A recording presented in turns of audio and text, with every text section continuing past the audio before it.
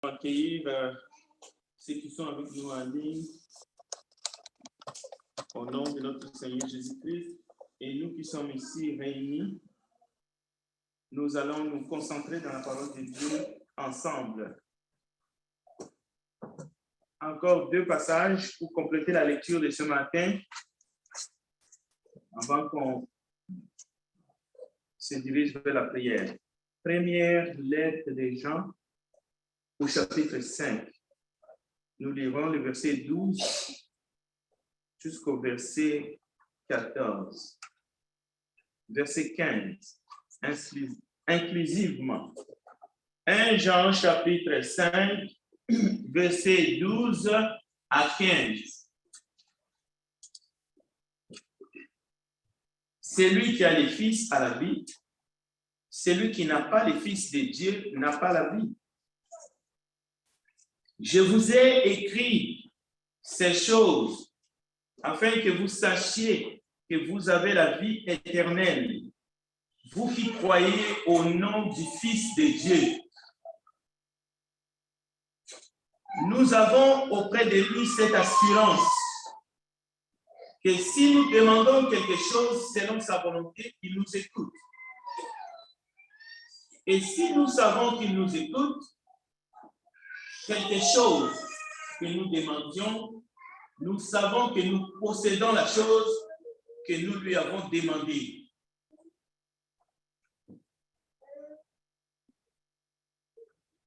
Jean, chapitre 16.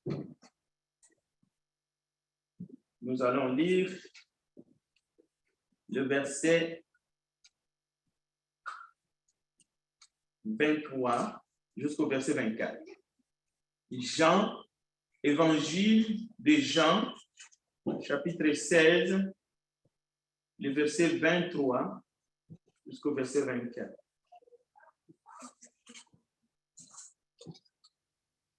En ce jour-là, vous ne m'interrogerez plus sur rien. En vérité, je vous l'ai dit. Ce que vous demanderez au Père, il vous les donnera en mon nom. Jusqu'à présent, vous n'avez rien demandé à mon nom. Demandez et vous recevrez, afin que votre joie soit parfaite. Prions ensemble. Nous te bénissons, grand Dieu des cieux, créateur du ciel et de la terre, Père de notre Seigneur et Sauveur Jésus-Christ. À toi soit la gloire, l'honneur, la puissance, la magnificence, l'autorité. Nous voici ce matin réunis en ces lieux parce que nous croyons que tu es le Dieu vivant.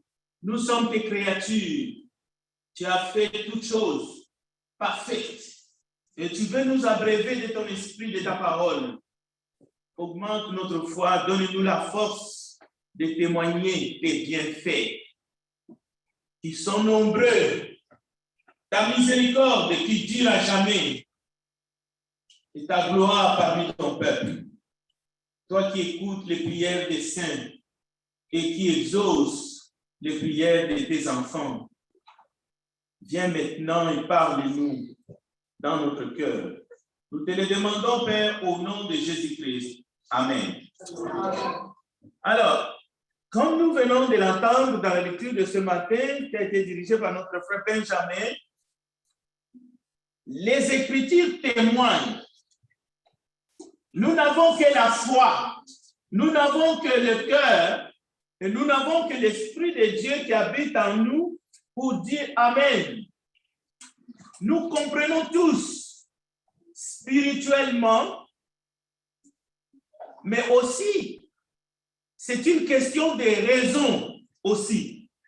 Parce que Jésus-Christ est entré dans ce monde en chair. Il est ressuscité. Il est retourné auprès du Père, mais il est avec nous tous les jours, jusqu'à la fin du monde. La Bible dit, il reviendra nous chercher. Il vient chercher son Église. Alors, La parole témoigne, les Écritures saintes, que Dieu n'a pas épargné son propre fils. Il n'a pas épargné son fils unique, le bien-aimé. Il l'a livré pour nous tous qui sommes ici, mais aussi pour ceux qui sont avec nous en ligne, pour ceux qui vont nous entendre, ceux qui vont écouter cette bonne nouvelle qui est prêchée jusqu'aux extrémités de la terre. Dieu a livré pour nous tous son Fils Jésus-Christ. Mais dans la question, comment ne nous donnera-t-il pas aussi toutes choses avec lui? C'est la question. Cette question doit recevoir une réponse de la foi dans le cœur de chacun. Celui qui se dit enfant de Dieu, il doit répondre à cette question. Dieu accepte les doutes sincères. Mais Dieu accepte aussi la foi authentique. Lorsque nous mettons toute notre confiance en lui, Dieu regarde, il dit, oui, ici, il y a la foi, mais une foi authentique, sans compromis. Comment? Celui qui a donné, celui qui n'a pas épargné son propre fils. Nous sommes incapables de livrer nos enfants.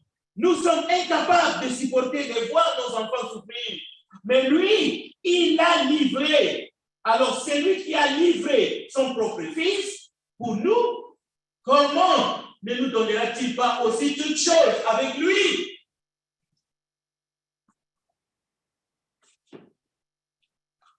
Bien entendu, dans ce texte-là, il y a plusieurs questions. Il y a des questions successives que nous lisons parfois rapidement. Qui accusera les élus de Dieu? Répond d'accord. Mais c'est Dieu qui justifie, qui condamnera les élus de Dieu. Qui les condamnera? Christ est mort, bien plus. Il est ressuscité, il est à la droite de Dieu.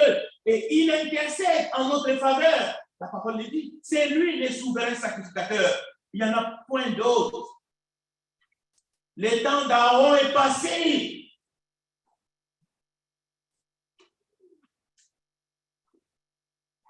Écoutez, qui nous séparera de l'amour de Christ? C'est la question que nous devrions nous poser dans ces temps difficiles. Qui nous séparera de l'amour de Christ? Qu'est-ce qui peut nous séparer de l'amour de Christ? C'est quoi? Est-ce la tribulation? Est-ce l'angoisse? Est-ce la persécution? Est-ce la faim ou la nudité, le péril ou l'épée? Très souvent, lorsque on est malade, on est aux urgences, il y a quelque chose qui ne marche pas dans notre vie. La première pensée que le diable pousse, injecte dans notre esprit, Dieu nous a abandonnés, Dieu m'a laissé. Comment ça se fait que j'ai mal, autant mal? C'est le réflexe. Lorsque nos affaires ne marchent plus, lorsqu'il y a quelque chose, peut-être que nous avons un enfant malade, peut-être qu'il y a quelque chose dans notre vie, on vient de perdre un boulot. Qu'est-ce qui se passe? Dieu n'est plus fidèle. Il n'est plus au rendez-vous. Mais que faites-vous avec ces textes? Que faites-vous avec ce message divin? Qui nous séparera de l'amour de Christ? Ce n'est pas la maladie. Ce n'est pas parce que tu es malade. Ce n'est pas les prières. Je suis malade. Il y a quelque chose qui ne va pas. Ma famille, mon enfant. Ce ne sont pas des demandes qu'il faut considérer comme étant capitales d'une importance exagérée. Non. Les chrétiens, face à ces choses, ils savent que l'amour de Dieu, ces choses ici, même lorsque le monde entier est contre moi, lorsque Paul est en prison, il sait que ces choses qui sont listées ici n'ont rien à voir avec l'amour de Dieu en notre faveur. Lorsque tu vas mal et que tu es malade de la tête aux pieds comme Job, Ça n'a rien à voir avec l'amour de Dieu pour vous en Jésus-Christ. Ça n'a rien à voir. Cet état de choses temporaires ne peut pas en aucun cas te séparer avec l'amour de Christ. Ce qui se passe aujourd'hui dans le monde, c'est que nous avons pris nos bobos, nos problèmes dans ce monde. On a mis ça entre nous et Dieu. La preuve que je suis en communion avec Dieu, je suis en santé. Non, non. Alors nous ne comprenons pas Romains chapitre 8. Romains chapitre 8 dit, écoutez, ce n'est pas la persécution, ce n'est pas la faim, ce n'est pas la maladie, ce n'est pas ces choses qui peuvent nous séparer de l'amour de Christ. Le verset 35. Même pas l'épée. Vous perdez quelqu'un de chair, ça n'a rien à voir avec votre position comme enfant de Dieu. Ça n'a rien à voir avec l'amour de Dieu en vous. Rien. À moins que si vous avez offensé Dieu, si vous avez levé les poings contre Dieu, si vous vous êtes rebellé contre Dieu, si vous avez renié le sang de Jésus par lequel vous avez été lavé de vos péchés. Là, il y a un problème. Si vous mourrez dans les péchés, mais écoutez, vous allez... C'est comme si on vous a attaché contre un gros caillou et on vous a jeté au fond de la mer. Vous coulez à pic. Ça, c'est un autre problème. Écoutez, le verset 38. Car j'ai l'assurance, ni la mort, ni la vie. Ce n'est pas la mort d'un proche. Ce n'est pas la mort de qui que ce soit. Ni ma propre mort, ni la vie, ni les anges, ni les dominations, ni les choses présentes, ni les choses à venir, ni les puissances, ni la hauteur, ni la profondeur, ni aucune autre créature ne pourra nous séparer de l'amour de Dieu manifesté en Jésus-Christ, notre Seigneur. Donc, dans ces passages, il est dit, Dieu nous donne toutes choses en Jésus. Pourquoi? Parce qu'il n'a pas épargné Jésus pour nous. Mais aujourd'hui, dans le monde, qu'est-ce qui se passe? On essaie de mesurer la foi. On mesure sa propre foi par rapport aux exaucements des prières, mais dans les choses qui sont listées ici. Et en première position, la maladie. Mais vous pouvez être en santé pendant 70 ans et mourir, aller droit en enfer. C'est quoi cette histoire? Des enfants de Dieu qui se laissent tromper à cause des calamités, des choses qui se passent dans ce monde pour justifier leur relation avec Dieu ou leur foi avec Dieu. Mais il y a meilleur, il y a plus que ça. Il y a plus que ça. Qu'est-ce que le Créateur avait refusé à Adam et Ève pour qu'ils mangent les fruits de l'arbre de la connaissance du bien et du mal? Qu'est-ce que le Créateur a fait? Qu'est-ce qu'il les a donnés à moitié? Ce n'était pas assez ce qu'ils ont reçu dans le jardin pour qu'ils tendent la main pour aller manger les fruits de l'arbre de la connaissance du bien et du mal et qui les a amenés là où nous sommes aujourd'hui. Qu'est-ce qui leur manquait? Vous comprenez qu'ils n'étaient pas en manque, ni au point de vue santé, ni au point de vue joie, ni au point de vue matériel, ni au point de vue de leur proximité avec les animaux, tous les obéissaient. Mais voilà, alors que Dieu leur avait dit, les fruits de l'arbre de la connaissance du bien et du mal, il ne faut pas en manger. Parce que si vous mangez, vous allez mourir. Vous allez découvrir des choses qui fera que vous allez mourir spirituellement. Il ne manquait rien. Qu'est-ce qui vous manque pour penser que Dieu vous refuse quelque chose? voilà la question que Dieu nous amène ce matin. Réfléchissez-y. Qu'est-ce qui vous manque, qui vous pousse à croire que Dieu vous refuse quelque chose dans votre vie? Qu'est-ce qui vous manque alors que vous respirez? Écoutez, même ceux qui sont dans les hôpitaux respirent. Parce que s'il arrivait que Dieu dit, je vais retirer mon esprit, vous savez ce qui arrive?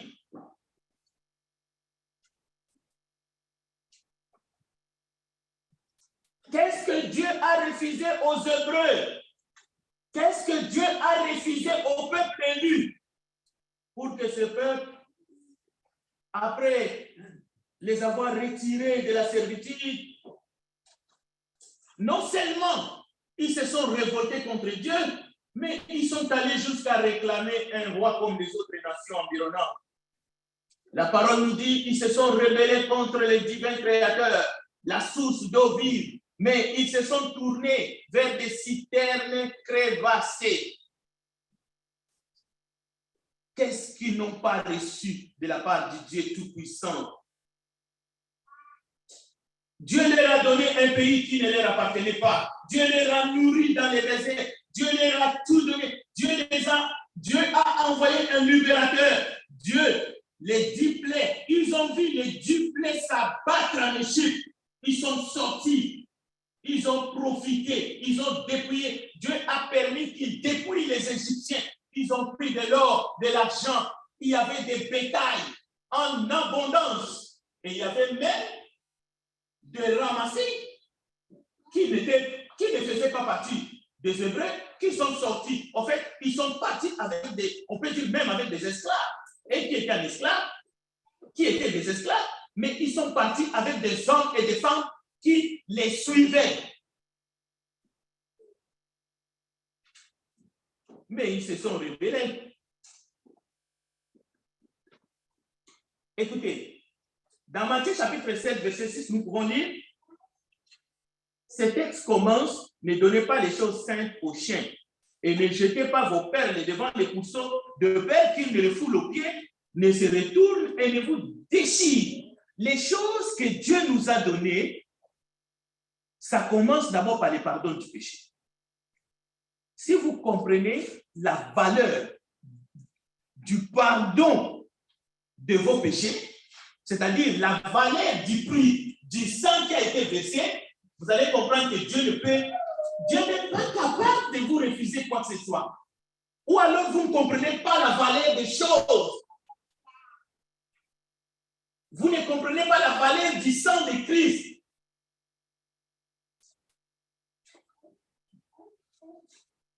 Il y en a, j'ai entendu, j'ai prié, j'ai gêné. Je n'ai jamais trouvé vraiment le travail que j'aime. Je trouve toujours du travail dur, je dois rester debout, c'est difficile, ma vie est difficile. Donc, Dieu a refusé de donner à ce bonhomme, à cette belle femme, du bon boulot. Des chrétiens, je n'aime pas mon travail. Je travaille dur comme un animal. Et Dieu, voilà Dieu, il a pardonné le péché de cette personne, mais le voilà, il pleure, il se lamente, Dieu ne lui donne pas le problème. Ne parlons pas de la maladie, hein, parce que si je parle de la maladie, on va dormir ici. C'est là qu'il y a vraiment les problèmes où vous attendez tout. Écoutez, si on compare les choses que Dieu nous a données, les enfants de Dieu seulement peuvent comprendre ces choses. Lorsque vous prenez ces choses, vous dites aux gens, regardez les choses que Dieu nous a données, c'est là où le verset 6 de Matthieu 7 a son sens. Ils ne comprennent pas. C'est comme des petits chiens, donc ils ne comprennent pas. Ils vont retourner, ils vont vous déchirer parce que ça n'a aucun sens. C'est quoi ça? Ils parlent de quoi? Ils parlent de quoi? Et il y en a plein d'autres choses, comme ça, comme le Saint-Esprit. Ah, ils demandent le Saint-Esprit. Ils sont malades, ces gens-là. Écoutez, Demandez et l'on vous donnera. Cherchez et vous trouverez. Frappez et l'on vous ouvrira. Car quiconque demande, reçoit. Celui qui cherche trouve et l'on ouvre à celui qui frappe. Lequel de vous donnera une pierre à son fils s'il lui demande du pain? Nous, l'exemple est matériel. Vous savez donner de bonnes choses à vos enfants. À combien plus forte raison votre Père qui est dans les cieux donnera-t-il de bonnes choses à ceux qui les lui demandent? Ces passages, pour bien les maîtriser, parce que 90% de nos prières, on demande des choses matérielles à Dieu. Même la santé, c'est matériel. Oui, c'est matériel.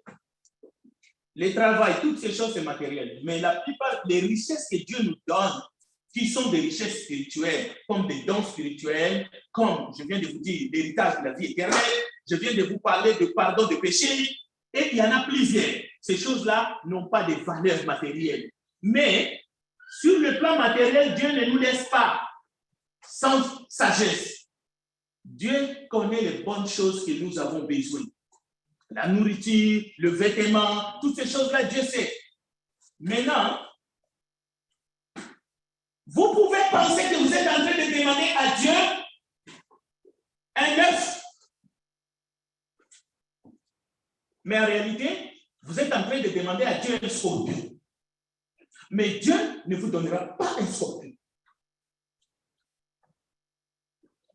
Parce que dans votre prière, vous pensez que vous demandez du pain à Dieu. Mais Dieu voit, il sait. Vous êtes en train de lui demander un serpent. Et il ne vous donnera pas un serpent. Il ne vous donnera pas.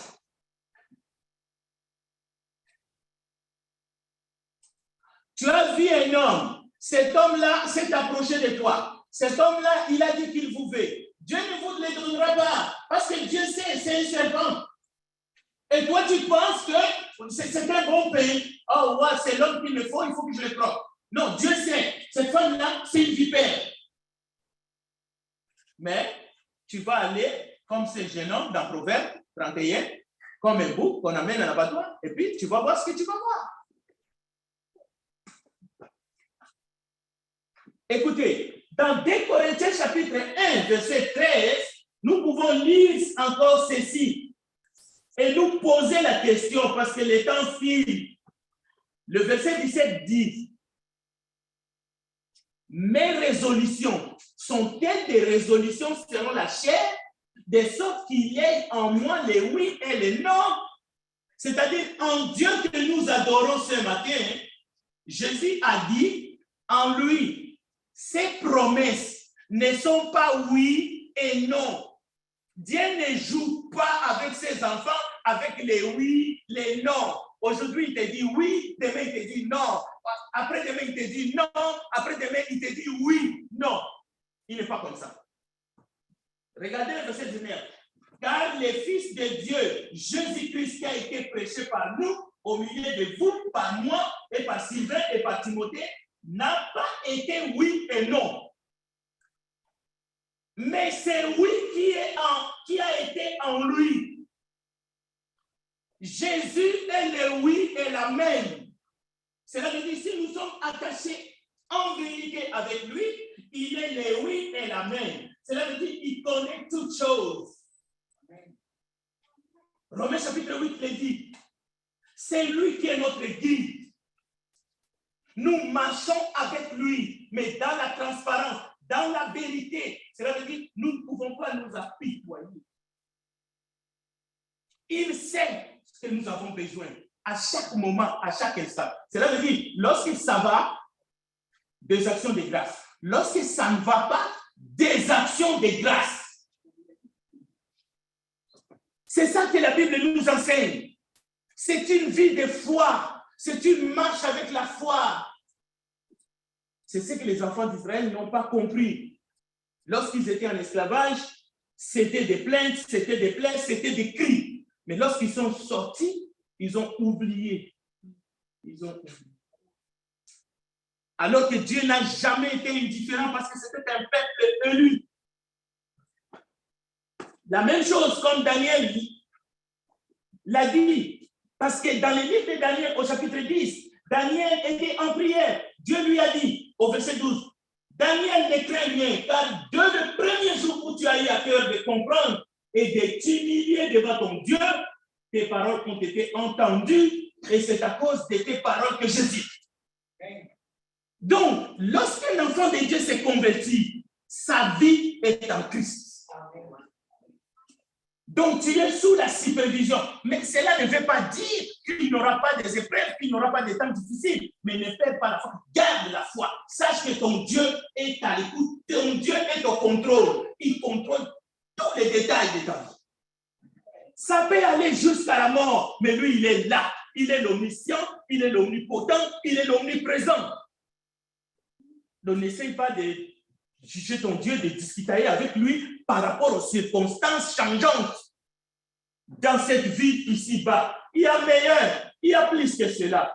Il y a la paix qu'il nous donne, il y a la joie en esprit, il y a l'héritage de la vie éternelle qui nous attend. Même au-delà de la mort, dans les seuils de l'ombre de la mort, il est avec nous. Écoutez Michée chapitre 6. Écoutez donc ce que dit l'Éternel. Lève-toi, plaide devant les montagnes et que les collines attendent ta voix. Écoutez, montagne, les procès de l'Éternel contre son peuple. Et vous, solides fondements de la terre, car l'Éternel a un procès avec son peuple. Michée chapitre 6, à partir du verset 1er. Mon peuple, que t'ai-je fait? En quoi t'ai-je fatigué? Réponds-moi. Car je t'ai fait monter du pays d'Égypte. Je t'ai délivré de la maison de servitude. Je t'ai envoyé devant toi Moïse, Aaron et Marie. Mon peuple, rappelle-toi ce que projetait Balak, roi de Moab. Et ce que lui répondit Balaam, fils de Béor, de Sétim à Gilgal, afin que tu reconnaisses les bienfaits de l'Éternel. Afin que tu reconnaisses les bienfaits de l'Éternel. Ce qui arrive,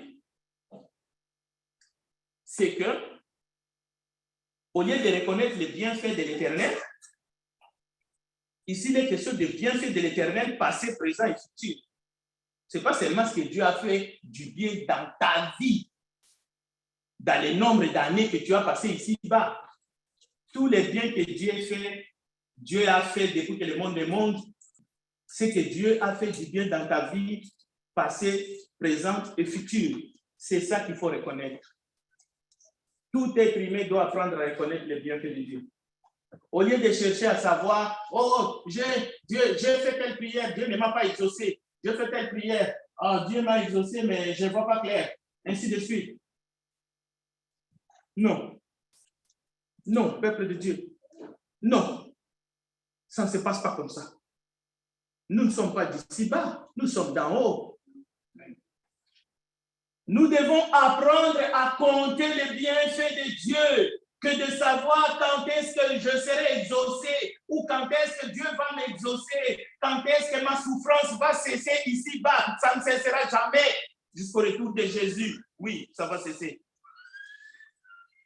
Parce qu'il y a souffrance et souffrance.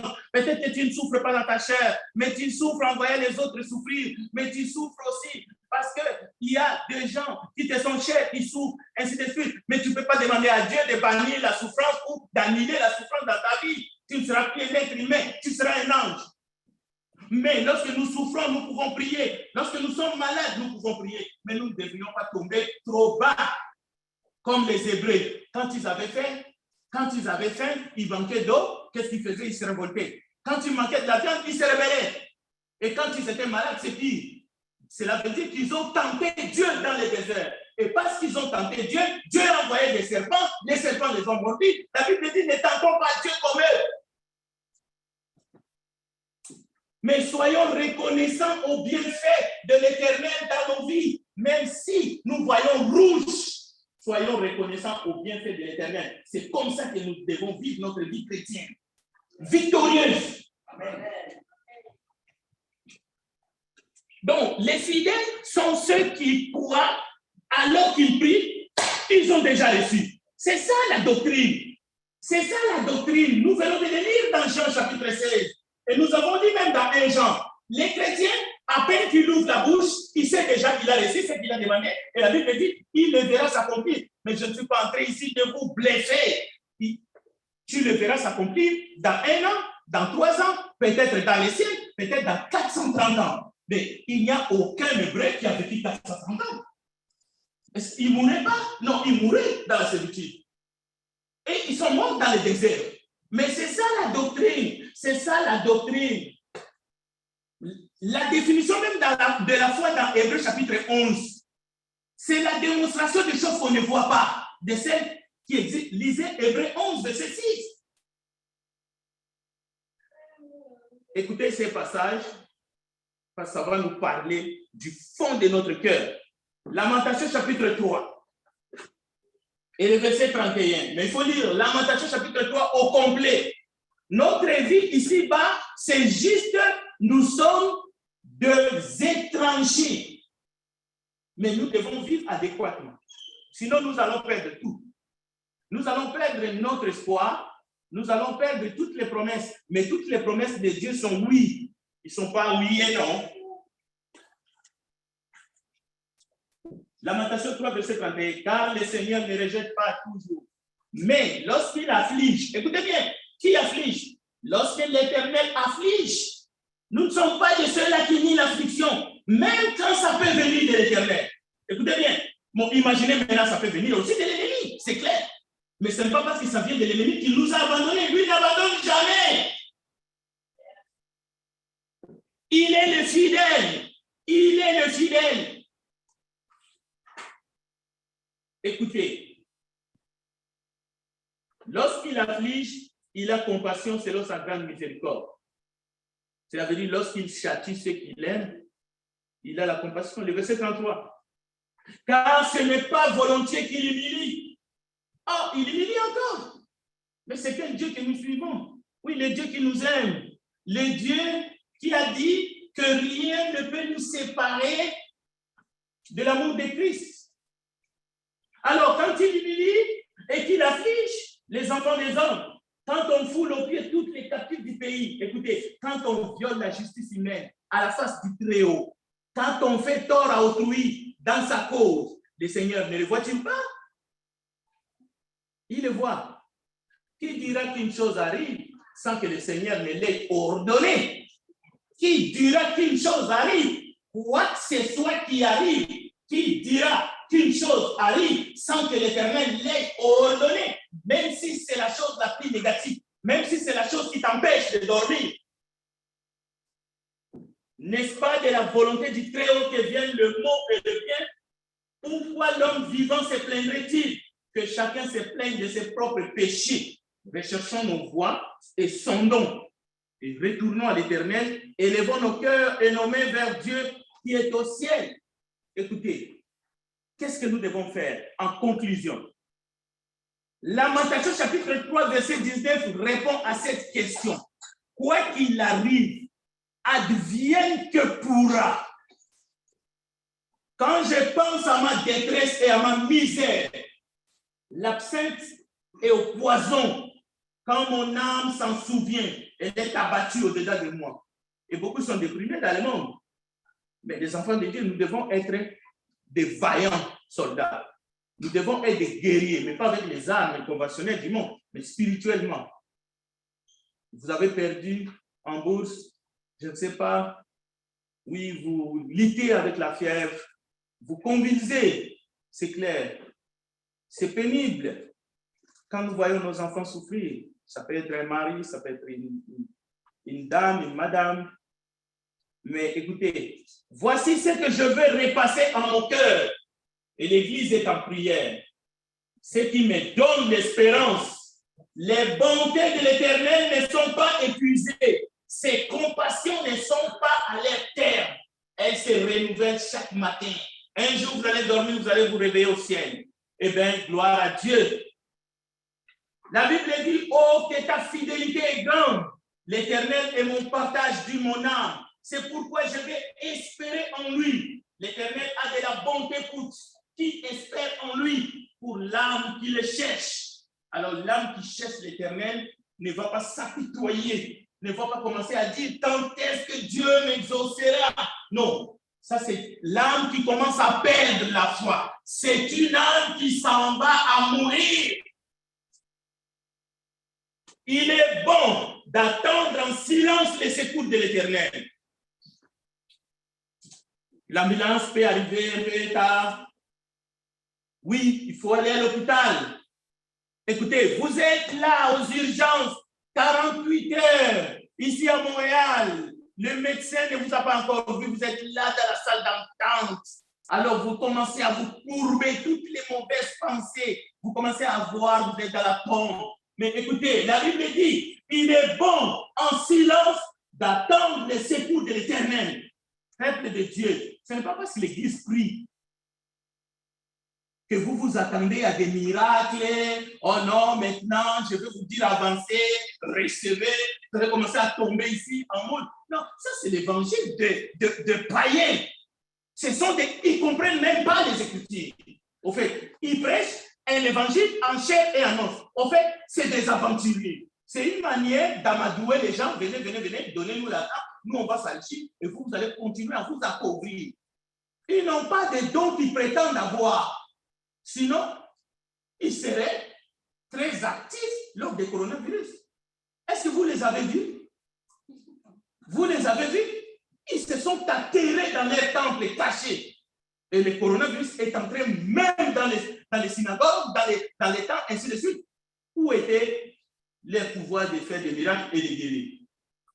Donc, c'est l'amalgame. Nous prêchons l'évangile. Mais cet évangile, c'est un évangile d'amour, de compassion. C'est la réalité de Christ ici-bas. Il ne sait pas que Christ a souffert ici-bas. Si Christ n'avait pas souffert, comment est-ce que toi et moi, nous pouvons même espérer le pardon de nos péchés? Comment est-ce que le roi des rois, le seigneur des seigneurs, celui qui a marché sur l'eau, il a souffert, il a été battu, il a été crucifié. Il ne s'est pas transformé en un ange pour disparaître de la croix. Il est resté là, il a enduré pour que tes péchés et mes péchés soient pardonnés par son sang qui a coulé. Et la Bible dit, celui qui veut vivre pieusement dans le Seigneur sera persécuté. C'est-à-dire, nous devons être prêts à endurer. Nous prions, les anciens prient, mais nous devons avoir une foi vivante et continuer à prêcher l'évangile parce que notre mission, notre héritage n'est pas ici-bas. Nous sommes en route pour le ciel. Mais pendant que nous sommes ici, nous prêchons le salut par la foi, mais par la grâce. Le salut par la grâce, mais par le moyen de la foi. Alors cette foi-là traverse les épreuves ici-bas. Quoi qu'il arrive, au nom du Seigneur Jésus, vous serez persécutés. Vous ne serez pas accueillis avec des tapis rouges. Non. Dieu peut vous bénir matériellement. Dieu peut vous bénir au niveau même de votre santé. La preuve, nous sommes debout. Mais ça ne veut pas dire que, quelque part, il n'y a pas quelque chose qui est en train de nous déranger. La preuve, l'apôtre du Seigneur Paul. Il était en train de prêcher l'évangile, de guérir des malades, ainsi de suite. Mais en même temps, la Bible dit un ange du diable était en train de le persécuter jour et nuit. Mais la grâce du Seigneur était suffisante pour Paul. Et je prie ce matin, et nous prions que cette grâce soit suffisante pour chacun ici dans cette salle, y compris ceux qui nous suivent, y compris tous ceux qui vont entendre ce message à travers les réseaux sociaux. Que Dieu vous bénisse et que Dieu bénisse sa parole. Chantons les chants d'appel et nous allons prier le Dieu de grâce.